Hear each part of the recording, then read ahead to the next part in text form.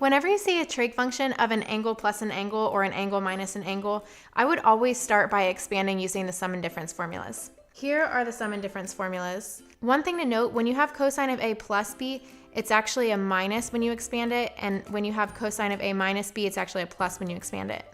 We want to verify this problem, so right now we see a trig function of an angle plus an angle, so the first thing I'm going to think is I want to use a sum and difference formula to expand it.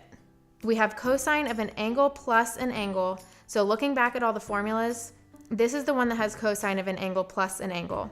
So I copied it down here at the bottom. A is the first one, B is the second one. So every time I see an A and B, I'm gonna just plug in 90 and X for this problem.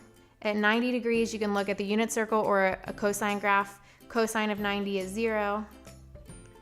Cosine X could be anything, so we need to leave that. Sine of 90 degrees is 1, the Y value, times sine of X can be anything. And we can simplify. Remember, you multiply before subtracting in PEMDAS.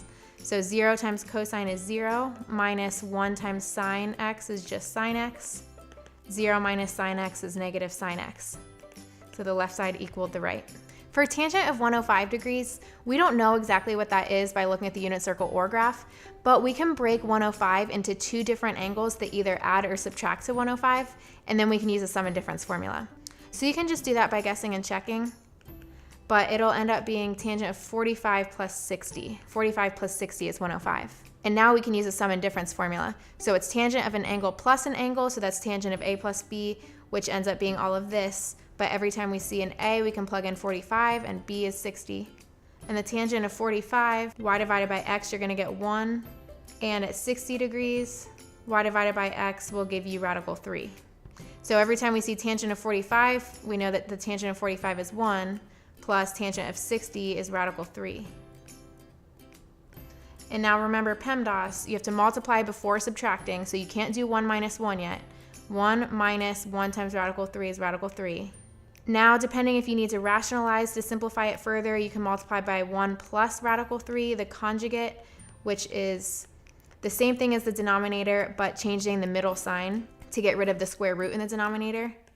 And then now we can FOIL 1 plus radical 3 plus radical 3 plus 3. And we can FOIL the denominator. 1 plus radical 3 minus radical 3 minus 3. Now I can simplify. Radical 3 plus radical 3 is 2 radical 3. And 1 plus 3 is 4. Radical 3 minus radical 3 cancel. And 1 minus 3 is negative 2. And we can divide both terms in the numerator by negative 2. So 4 divided by negative 2 is negative 2 minus 1 radical 3, or negative 2 minus radical 3.